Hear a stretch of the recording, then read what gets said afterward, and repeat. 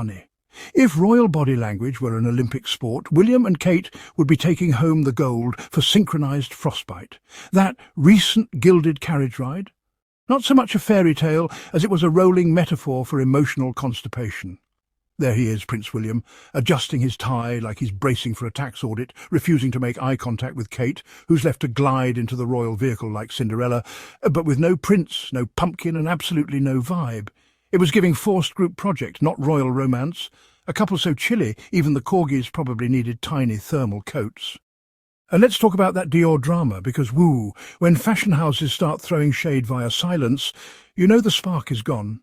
Kate showed up styled by Dior, and instead of a glowing repost or even a merci ma reina, the brand hit her with crickets, nada, not even a styled buy tag. It's like she wore couture, and Dior responded with, sorry, we don't know her. Meanwhile, across the pond, Harry and Meghan are out here serving PDA like it's their full-time job, holding hands, laughing at private jokes, sharing actual eye contact like functional adults in love. Meghan touches Harry's arm, and it's a moment. Kate reaches for William, and he flinches like someone handed him a wet umbrella. The contrast. Screaming. Let's be real. This isn't just awkward camera angles or bad timing. It's a generational vibe crisis. The Windsors have long mistaken emotional repression for dignity, but in 2025, people want connection, not cold shoulder cosplay wrapped in custom tailoring. Princess Diana, bless her soul, tried to bring warmth into the royal freezer and was punished for it. Now Meghan has done the same successfully, and the firm still hasn't learned. And this carriage ride?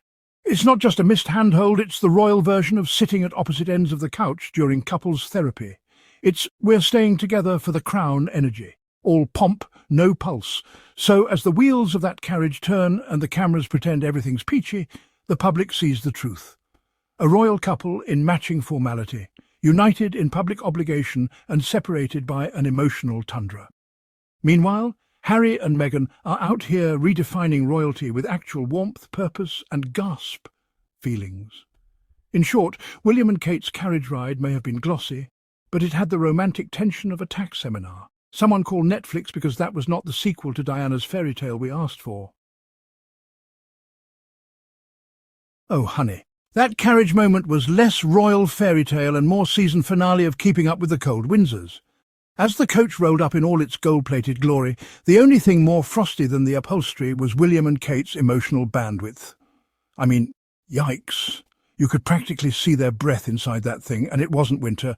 Enter stage left, Princess Kate, expected to glide in like a Disney duchess, but William, nowhere. No hand offered, no glance exchanged, not even a royal side-eye. The man walked off like he was headed to a solo Pret-a-Manger run. Meanwhile, Kate's out here like she's on Survivor Windsor edition, doing obstacle course challenges in heels and satin while trying not to eat carriage carpet. Give the woman a flare gun at least. And the contrast? Painfully iconic. Because let's cut to California, Harry and Meghan, the Duke and Duchess of vibes, floating into rooms like human espresso shots, hands clasped, subtle smiles exchanged, shoulders actually touching, revolutionary, I know. Meghan looks at Harry like he hung the moon, and he looks at her like she invented moonlight. It's giving romance, it's giving partnership, it's giving we actually like each other. Meanwhile, William and Kate, it's giving business merger, but make it monarchy. This carriage scene didn't just happen, darling. It's a reboot of a much older Frostbitten series, when Charles walked off without Diana, now with updated graphics and better camera angles. Same cold shoulder, same detached prince, same woman left standing like, wait, are we still married? Let's not kid ourselves, this isn't a fluke, this is Windsor tradition. Emotional constipation is basically a family heirloom at this point, passed down like the crown jewels, only colder and with more passive aggression. Their motto should be never explain, never express, never make eye contact. And, the internet? Oh, we saw it. We dissected it. We paused, zoomed, slowed it down like we were analysing Bigfoot footage. No handhold, no glance. Kate looking like she just lost a game of emotional musical chairs. Twitter turned into a full-blown body language CSI lab within minutes. The conclusion? Arctic vibes, honestly.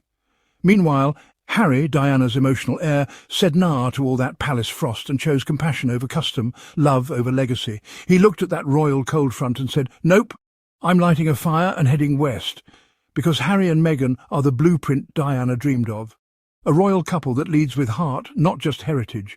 And every time we see William stiff-walking into the void while Kate air grasps at basic support, it's just another tragic episode of the Crown Emotional Repression edition.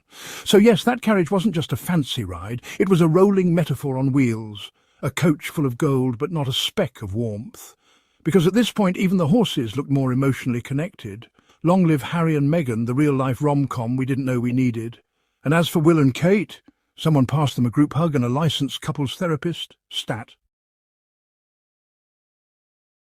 Oh, honey, that royal carriage ride had more emotional frostbite than a snowstorm in Balmoral. If carriage rides are meant to symbolise fairy tales, then William and Kate's version looked more like a corporate Uber pool, all gold trim and zero vibe. As the grand, gilded wheels rolled to a stop, Kate stepped forward with grace, poise, and the air of a woman muttering, "You had one job," William under her breath. And where was her prince? Oh, he was there all right, fixing his tie like he was auditioning for the Apprentice Windsor edition, fully committed to ignoring both Kate and the concept of emotional availability.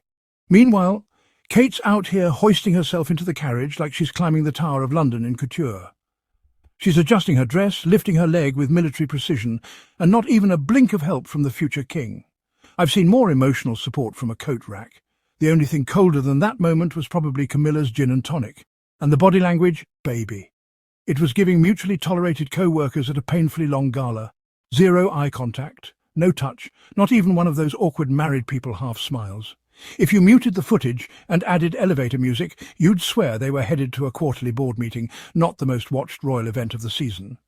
Now cut to Harry and Meghan in Montecito, where the emotional support is so real, Harry probably offers Meghan a snack, a neck massage and 3 affirmations every time they walk to the mailbox.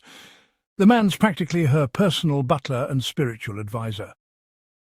You just know he's like, "Did you drink enough water today, love?" while holding her hand and carrying her heels. William, on the other hand, looks like he asked ChatGPT for how to appear emotionally neutral in public, and followed it too well.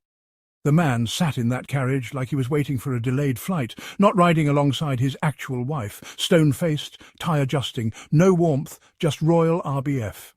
And the symbolism? Chef's kiss.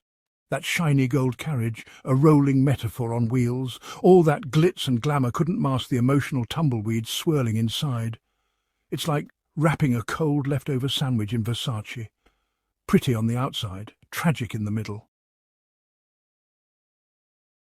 So let's sum it up.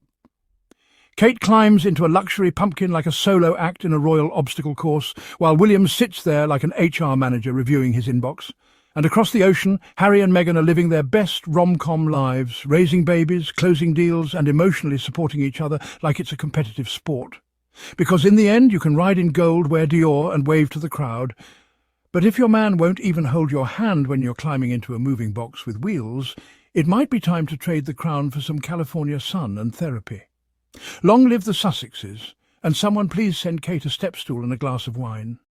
Thank you all for watching. Hope you enjoyed the podcast. It's your host, Tyler. Love you all. Goodbye.